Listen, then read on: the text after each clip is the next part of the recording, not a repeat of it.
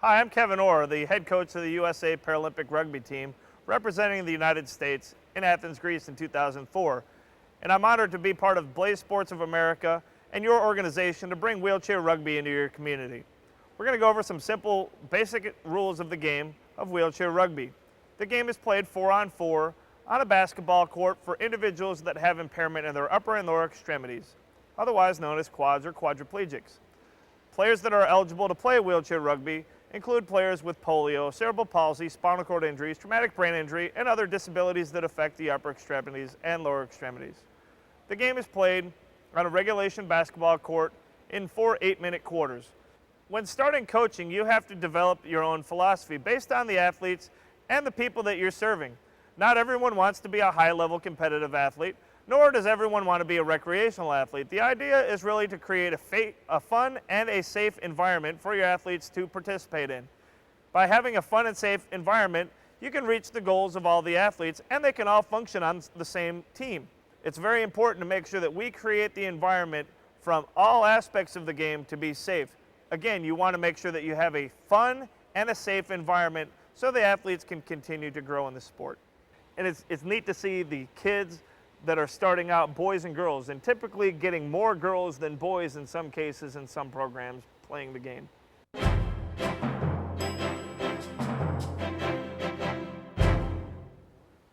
Wheelchair rugby requires specialized equipment. It takes away from the standard wheelchair that you would use for an everyday chair, with chairs that are specially designed for a player to play the game.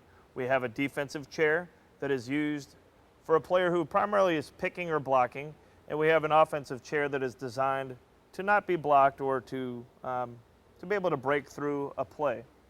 The offensive chair is specifically set up with wings that protect a player from getting held by an opponent, and then the wheels and the spoke guards are designed to stop a player from getting held with the opposing team's defensive chair. The spoke guards are made out of a solid either aluminum or plastic that will really prevent a player from getting held and protect the player. The chairs are designed for safety as well, with the camber that's in the wheels all the way to every component that you have on the chair is specifically designed for play and for safety. The defensive chair is set to be wide open, which allows a player to hold an opponent or to be able to grip using the ability of the chair. It allows the front wing to be able to fit underneath the tire to be able to hold an opponent. You'll see many different variations of an offensive and defensive chair, but the principles are typically for blocking or to not be blocked. Other pieces of equipment that you need for wheelchair rugby are to really make the wheelchair part of the player. We have several different types of straps that you need to have. Buying just a standard weight belt is typically a way that a player will position themselves into the chair to keep their balance.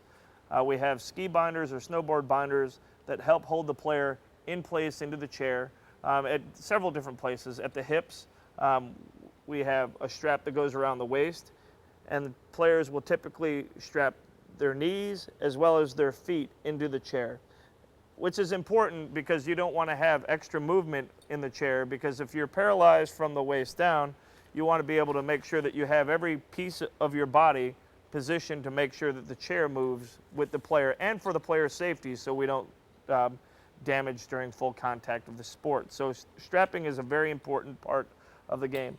We have 2 different types of gloves too to protect the hands as well as to enable a player to catch the ball easier. We have a rubber-coated glove that allows just a little bit of tack, so if you don't have grip in your hands, the extra rubber on the gloves helps catch the ball. Or we have just standard leather receiver gloves, which help protect the hands a little bit better. They're more expensive, but it really comes down to a player's preference. One of the important aspects of wheelchair rugby is strapping into the wheelchair. I'm going to have Brent Poppin explain strapping for us. Brent? The chairs are built for performance, and to utilize the performance of the chair, you want to have the strapping involved in it. And we'll start with the toe straps. you have around your feet, and that's to keep your feet from falling out during play because the sport has a lot of contact in it, so it keeps your feet from moving. And if we get rid of these, we have a ski belt or a snowboard binding used to ratchet your waist in, because once you get set in your chair and you're comfortable, you want to be in your chair as tight as you could possibly be, so when you move, the chair moves with you. And so you'll get in to your chair and you could ratchet these down and get you in a lot tighter than you could with just a Velcro belt. So everyone's going to that. And then we have these Velcro belts to keep your legs, when you're in the chair, to keep your legs, your thighs away from the chair, away from the wheel, so there's no rubbing involved. And then for players that are paralyzed that don't have the trunk muscle, we have the weight belt that goes around the back of the chair and actually straps you into the back of the chair to take the place of balance. So it will balance you in your chair, so when you get hit, you don't flop over forward or you don't flop over sideways. And again, you use that and ratchet get it as tight as you possibly can. There are several different types of wheels and tires that a player, just depending on the level of hand function that they have, use, and depending on what their role is. We have an aluminum spoke guard for a player that has fairly decent hand function, or they play an offensive role. We'll have an aluminum or a plastic spoke protector, which will allow a player not to be gripped as easily so that they can roll through a block. And then we have a rubber-coated push rim, which really allows the player to hold an opponent and really help hold them for an extended period of time. The red rubber on this type of rim will actually hold a player with this type of rim rather easily. So it really is based on what the role of the player is on the court. There's different types of rubber. We use a red rubber, or we use a black rubber surface. These are gripping rubbers. Or else we use an aluminum spoke guard with an aluminum specifically welded directly in, so there's a flat surface not to be grabbed, or plastic or other type of surface that is used. But if you'll notice, there's not much of a seam between the push rim and the spoke protector, which allows the player not to be held. This is a game for athletes with quadriplegia, therefore they have some impairment in their upper extremity. In order to allow a player to grab or grip the push rim or the ball better, we use a substance of clister or pine tar or other sticky substance to allow the player to get some grip. Also, when a player straps into their glove and tapes on their glove, we have them tape with the sticky side of the glove out, which allows the player to have a little extra grip. So either a stickum with the aid of the sticky side of the tape really allows the player to grip the wheel as well as the ball better. Next, we're going to show you an athlete that is strapped into the wheelchair and how the player looks when they are in the chair.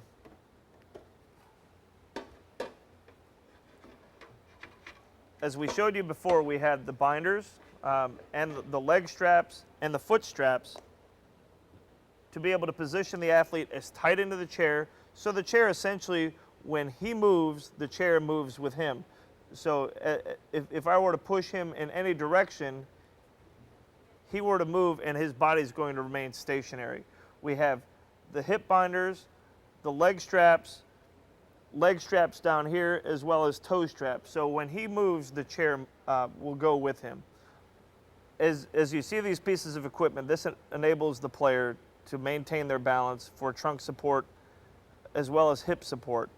Early on, when a player starts strapping their body, it takes a while for their body to adjust to the strapping. It can cause them to be uncomfortable, even in an area where they may not be able to feel. So it takes a while to adapt to sitting and positioning their body in this position, especially if they're straight out of rehab or newly injured or haven't been involved with a lot of activity. Not only the stress of the exercise, but the stress of repositioning the body in a different way is something that takes time to adjust. For the wheelchairs, for safety, there's a common point of contact, which is 11 centimeters off the ground for safety in any point of contact, whether it be in the wing area or in the bumper area, the point of contact is 11 centimeters. You don't want to have any contact area that is lower, because this is a full contact sport, and that could basically ramp a player into the air. So the point of contact is standard between 10.5 and 11.5 centimeters, which the standard point being 11 centimeters, as the common point of contact in any contact area on the wheelchair. Taping is an important part of the game. Once you have your gloves on, making sure that you have a proper tape job so you don't pinch your hand and leave marks or blisters on your hand with your taping, and to make sure that your hands are well protected. Norm is going to show us how he tapes his hand and reverse the sticky side of the tape out in order to allow him to grip the ball and the push rims better. What I use is it's a high quality duct tape. It's like 11 mil thick. You can get it at any Home Depot. I like to start it with my teeth sometimes because the gloves sticks to the gloves too much though. We start it on the bottom, and then what I do is just kind of turn the roll of duct tape, reverse it so the sticky side is out, and then after that, it just rolls right around. And then you can use your teeth, rip it right off. And that way you have sticky side out so you're able to grip. There are several different types of taping, and Sam is going to show us a different type of taping that he uses and the type of tape that he uses for rugby. Well, because a lot of what we're pushing is with more of a friction stroke, we have lack of grip, most of us. So a lot of guys tend to get blisters underneath their hands. So to protect their hands before I put the gloves on like Norm was using, I use a foam pre-wrap tape underneath and then cover it up with a white athletic tape. So I just kind of get a start going, get a base layer, put on there. This does a lot of things. Even though I don't technically sweat, my hands do start to sweat underneath there. This absorbs some of that moisture, gives a little bit of padding, and gives a protective layer for chafing.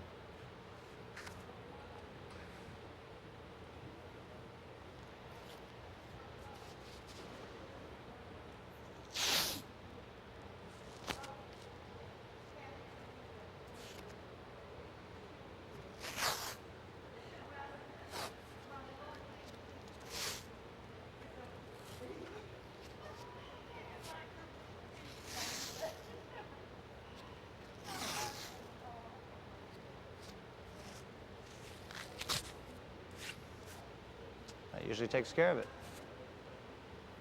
And that's pretty much it. Then I put my gloves over it, and I'm ready to tape those up, much like Norm taped his on. Sam is here to demonstrate transferring into a wheelchair, and he'll also explain how others may, when he first started transferring, how you may take some simple things and turn them in to make your job easier when you get in your wheelchair. Well, I've been doing this for a little while, so for me now it's not as big of a deal to transfer just here in the open. But a lot of guys that are starting out, or a lot of guys that are lower point of injury, will back their chair up against a wall so it doesn't move anywhere. They'll lock their brakes down so that their everyday chair doesn't go anywhere, and then everything's a little bit more stable. But generally, you're bringing this chair against your chair that's stable, so it's sort of picked. You get your legs into position so that you're ready just to make your transfer of your body right over into the frame. And like I said, it's a lot easier when you're first starting out to do all of that with your chair really braced up against a wall, your brakes locked down. After you get used to it for a while, it's much like any other transfer you make every day, getting into your car or getting into something else, into bed, whatever. So, Getting ready for practice typically takes a little bit longer for wheelchair rugby than it would for other sports. We're going to demonstrate how the guys get into the chairs, and the responsibility of the coach is really to be there to assist the athletes, as well as getting some other volunteers to come and help the athletes get in and out of their chair. Depending on the ability level of the athletes, having assistance to help the person transfer and get into their wheelchair is an important part of a beginner level team. The athletes that we'll have here will be able to independently transfer, but typically starting out that's not the case. We have athletes that'll require 1 to 2 people assisting them getting in and out of their wheelchairs and assisting them with their straps. we'll have each of the players go ahead and transfer into their wheelchairs, and they can demonstrate each individual nuance that they have as far as getting in and out of their wheelchair. As he's getting in his chair, typically what's going to happen is you may have to, if you use a wheelchair, you may have to pull in behind to be that wall so the chair doesn't move. And he's going to pull the wheelchair tight to his chair and put his brakes on. As he's making the transfer, sometimes you may have to grab the athlete to help them get in their chair, or help them if they were to lose balance and make sure that they are safe when they're transferring. As well as when someone is new in their transfer, you want to make sure that they're not dragging their skin on the wheel or bumping it hard, because skin issues are definitely a real possibility when transferring into a rugby wheelchair. As the person's getting in their wheelchair too, the other thing that you need to be aware of is make sure that you move any extra straps that might go underneath the athlete, so they're not sitting on the from a comfort standpoint as well as from a safety standpoint, and then assisting the athlete with the straps and getting the straps all in position to get the athlete in a position to where they can get in their chair quickly, so you're not taking an hour and a half to get in the wheelchairs to start a practice. Beginner level athletes typically will take a considerable amount of time longer than athletes that have been doing it for quite a long time. As you'll notice with this athlete, he's got a binder that goes underneath the binder to protect his skin, so before he transfers into the chair, he has an extra layer of protection, because any area where you don't have sensation, you want to make sure that you're protecting the skin, similar to protecting the skin underneath the gloves. And then after he gets the jersey on, making the transfer over. And again, just making sure that every piece of equipment that you have is in place and easy to reach. And that's one of the things too, that you don't want to be running all over the gym to pick up gloves, to get the extra strap, to get all the necessary things that you need to have to get in the chair. So as soon as he gets in the chair, having everything close by so strapping doesn't take an extra long time before we start practice. And then occasionally too, the other thing that with an athlete, if they have a lot of spasticity, you may want to get the spasticity and let it shake out before you get into the wheelchair, because especially if someone's newly injured, they may have more problems regulating their spasticity. So letting their legs shake out and get that in place before the transfer is actually made, so there's not issues with spasticity in the transfer. And depending on the level of hand function, you may also need to assist the athletes with some of the fine motor skills, helping pull the straps a little bit tighter on their feet, helping loosen Velcro, even helping once they're transferred in to make sure that their shorts or pants aren't all drawn up into their chair to help protect the skin. Typically, athletes that are high-level quadriplegics may have a little bit more difficulty transferring. Some of these athletes may use a sliding board early on with their transfer to really help them get in and out of the chair because of the loss of the muscle function that they have. But Scott will demonstrate how he's able to independently transfer. He's got the chair backed up to the wall, and then you'll see his head come forward and down to be able to bring his bottom up so it can swing over into the chair. And as you notice that he's waiting for a little bit of spasticity to release before he makes the transfer over, so it doesn't kick him out of position as he transfers over. It's important to have the wheelchair as stable as possible so when he is making the transfer, he doesn't fall and hit the ground. Typically, this is a great opportunity for you to assist, or at least to stand by very closely in case he loses his balance and may fall.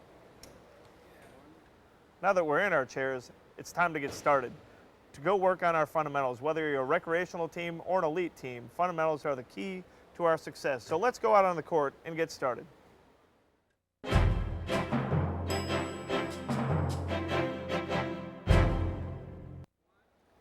Wheelchair skills are probably the most important part of the game of wheelchair rugby.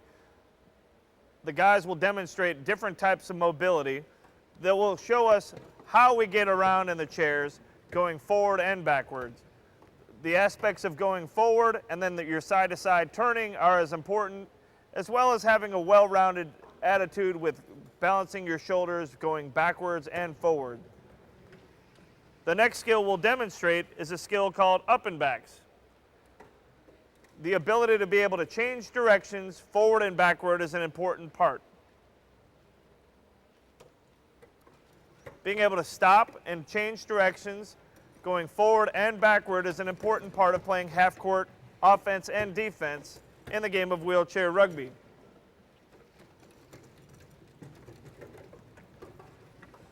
As the athletes demonstrate this skill, it takes a lot of wheelchair control to be able to stop your chair and then quickly change direction. The last important part is being able to change your side-to-side direction. We'll demonstrate with Christmas trees. Forward, forward, back, back, and being able to make simple changes of directions forward and back is an important part of the game of wheelchair rugby. Just being able to maneuver the chairs. The wheelchairs are set with the center of gravity forward to be able to allow the wheelchairs to turn a little bit quicker, as well as having more camber in the wheelchairs to be able to allow the side-to-side mobility of the wheelchair. Because wheelchairs don't have lateral, a person in a wheelchair doesn't have lateral movement, the ability to change direction quickly is very important.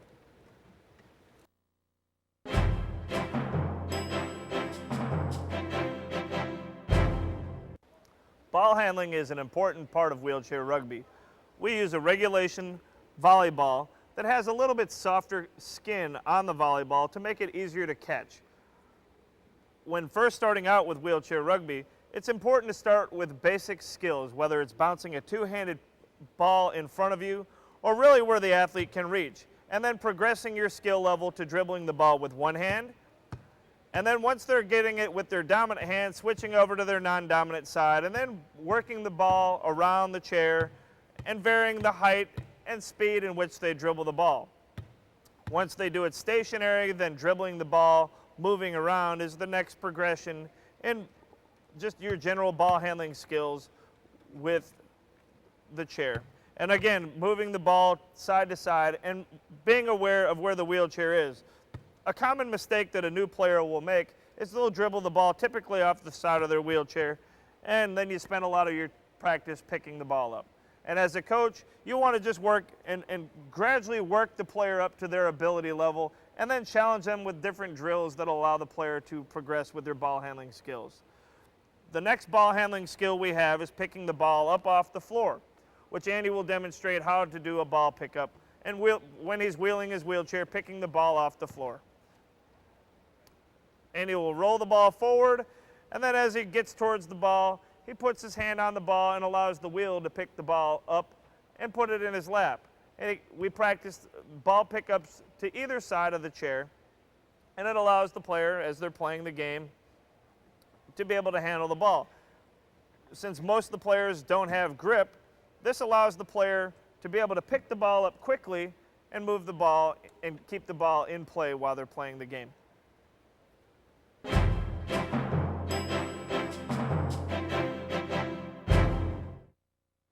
Passing and catching are very important to the game of rugby. These athletes will demonstrate a variety of different passes. Typically starting with simple passes, with bounce passes, are the ways that you should start with your athletes in a stationary position, and then gradually working up to in-the-air passes, one-handed passes, very high arcing passes, and a wide variety of different passes in their repertoire. As your athletes develop these skills, you can incorporate different drills in with a variety of athletes to work on your passing and catching. We'll have our athletes demonstrate a passing drill that we use with the USA program to demonstrate passing and some teamwork skills. Go ahead.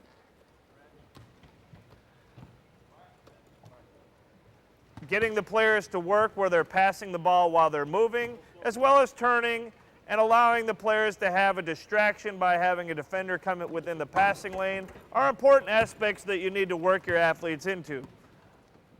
if you can get your athletes working on passes, this will allow them to play the game a lot easier and give them different situations outside of the game that you can work on their fundamental skills with their passing.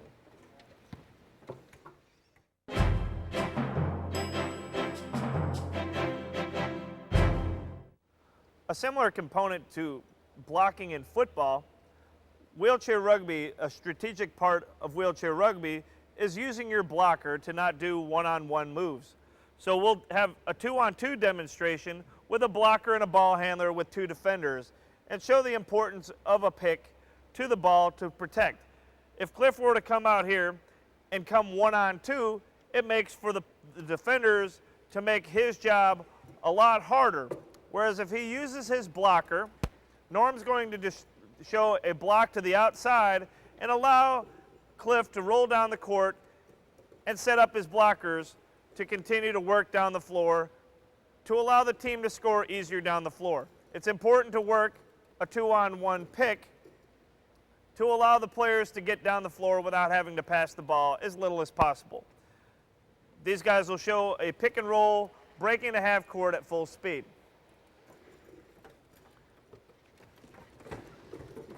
As the ball advances down the floor, the ball is going to advance to be able to help set the picks up. He'll pull the ball over to one side to draw the defender and then roll off the back of the defender and the pick to roll up and advance the ball up the court. Blocking and picking is a strategic part of the game of rugby. The low point player with the defensive front end allows the player to hold and block longer than it would take for a person with a similar chair and chair. So as the ball advances up the floor, he will draw the defenders over to one side to allow the block to set up. As the block is set up, the ball will then reverse back around to the other side and advance the ball up the floor. This allows the offensive player time to move the ball up the floor and allows the person with the chair that's set up to block to do his job.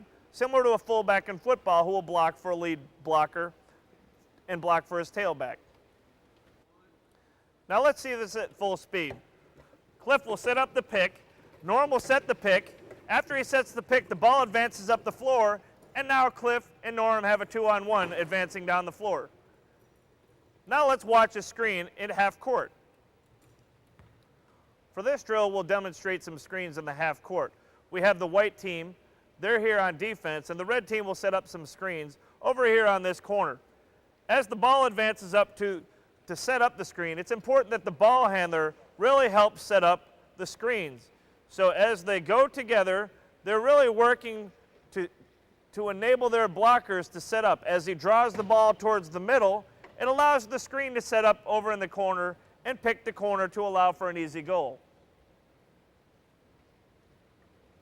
And they'll demonstrate again where we roll through, and again, it's important for the ball to really help set up the pick. It all comes down to timing, spacing, and communicating between the offensive player with the ball as well as his pickers that he has set up away from the ball. Now let's have some fun and watch this at full speed.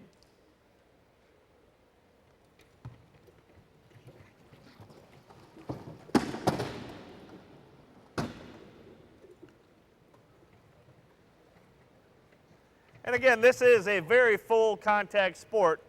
So as you watch them roll through it again at full speed, you can see the contact and the importance of being able to set up the picks to allow the player to get set up in the pick. Sometimes takes the ball getting stopped to reverse around the pick. Another aspect of blocking and screening is a pick and roll. Now we'll demonstrate a pick and roll. The red team is on offense, and they will demonstrate the pick and roll. As he gets the ball, the block comes in. As the block goes down the court, he comes inbound and rolls down court uncontested with a simple block with the ball. Now we'll watch this in full speed action. The ball sets up out of bounds, and the player will roll through at full speed and get the ball.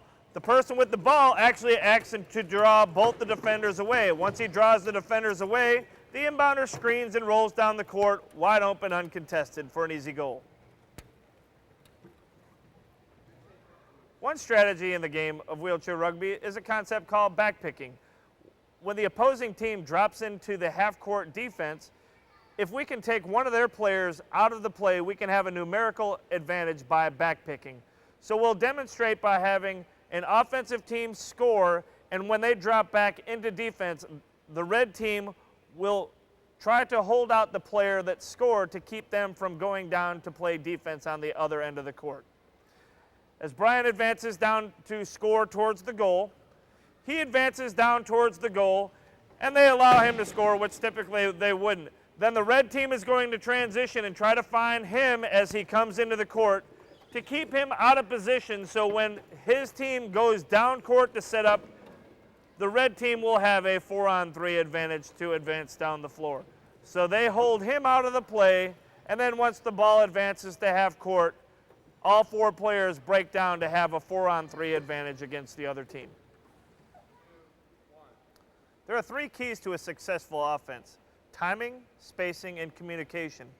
Whether you're playing in the half court or you're playing full court, those 3 keys will be demonstrated in our half court set. As we demonstrate, we have the court spread out by having 2 players set up on the end to draw the defenders over and spread out the key. And then as the players advance, the ball will move forward. The pick needs to move up the court in advance and with the ball. As the ball draws the defender over, that creates more space in the key. The ball will then reverse around, and the pick will maintain his position to pull in towards the key. At the same time, the ball will advance towards the key, and then the defender will roll into the key as well as the pick to catch the ball and score easily. Now we'll watch this in full motion, in full speed.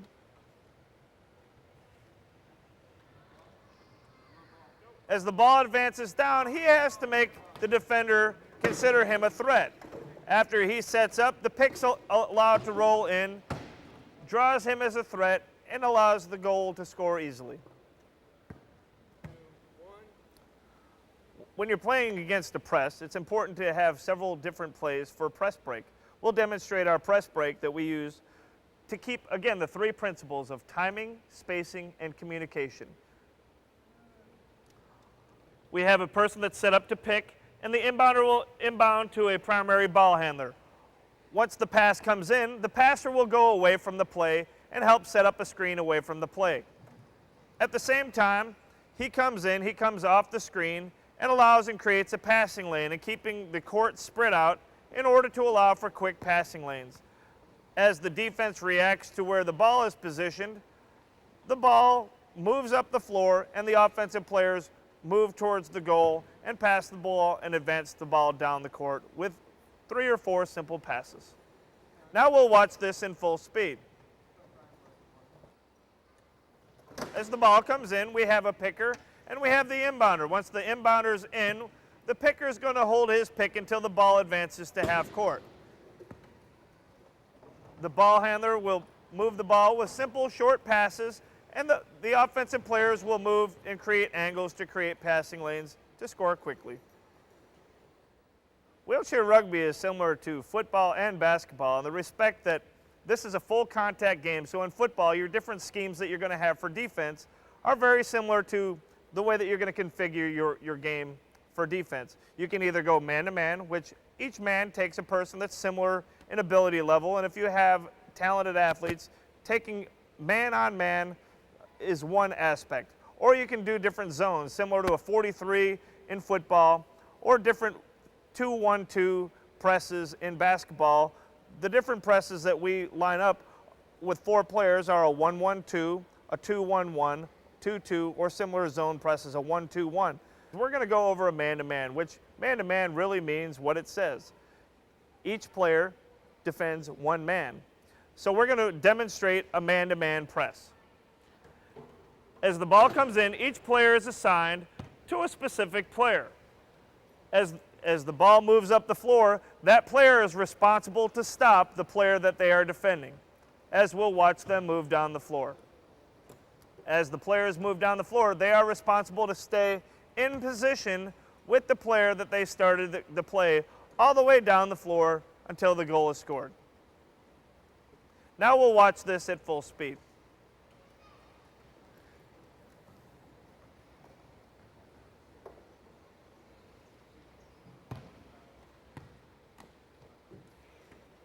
As the ball comes in, it's responsible for the player that's playing defense to really stay in position to guard the players that they were assigned to guard on the floor. Typically, you play a man-to-man defense when the players that you have on your team have superior skill over the players that they are defending. As we talk about zones, zones are similar to football or basketball zones. In basketball, you have zones based on where the players are located on the court, similar to a 2-1-2 press. We have presses that essentially we shorten the name and call them a Y, which is a 1-1-2.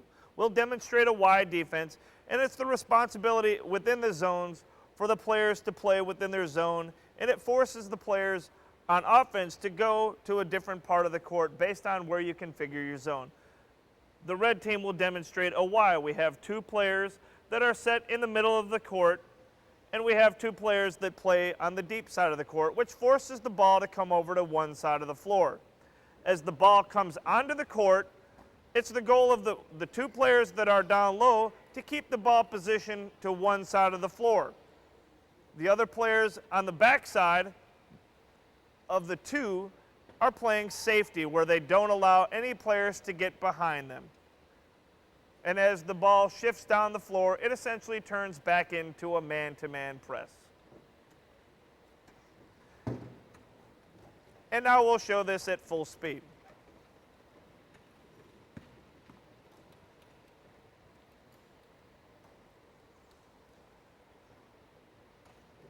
It's important for your zones, the people that are playing the zones, to really stay in their zones for when they move the ball up the floor. Then their defensive teammates know where they're going to be positioned on the floor. If a player moves out of their zone, the defense can break down, and it causes problems for the remainder of the defensive team.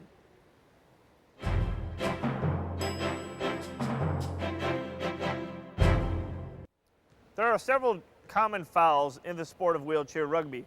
It is a full contact game. However, contact can only be made from the axle forward. There is a specific rule called spinning, that if there's contact made behind the axle that causes the player to violently spin, it is called spinning, and the player that is charged with spinning spends 1 minute in the penalty box. And as you can see, spinning can be a very dangerous foul because it can cause a player to fall out of their wheelchair or even snap their neck around rather quickly, which can be very dangerous in the sport of wheelchair rugby. Oh yeah, that's a spin. Wheelchair rugby is a contact game, but contact is chair to chair, not person to person. So therefore, if the offensive player has the ball and the defender reaches in and makes contact with the other player's arm, that is considered a reach.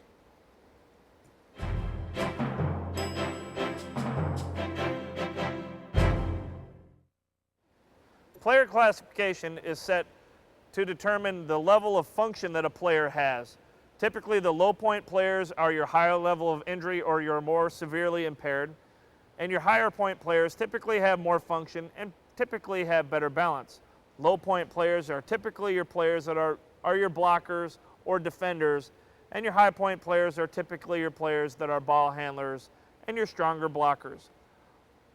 Your low point players, 0.5s, 1s, and 1.5s, typically have limited function of their fingers, which Norm will demonstrate he doesn't have any finger dexterity at all. Typically will have very minimal triceps or no triceps at all, and will typically sit in a lower chair and in a defensive chair with sticky red rubber push rims. Players of the same classification, which these three players are all the same classification as Class 2s, may look entirely different, but classification is based on ability to use the hands, arms, and their trunk function. Bob Lujano is a amputee who has trunk function but is missing his limbs from just below his elbows down, can move in his chair, can raise his arms above his head, can handle the ball very similar to a Class 2. Andy is a player who does not have any trunk balance, has very minimal hand function, can wiggle the fingers, has triceps, and has the ability to extend his arms up and down. Whereas Cliff has no use of his hands, very minimal with his triceps, but has full use of his trunks. And a combination of all these players is typically your higher functioning players, which typically have hand function and may have some trunk function and be able to support their balance when they're being knocked in the wheelchair rugby game. It has been our pleasure to get you started on your path to wheelchair rugby, and we look forward to your growth. And we'll see you on the court, and good luck. 1, 2, 3. USA Rugby!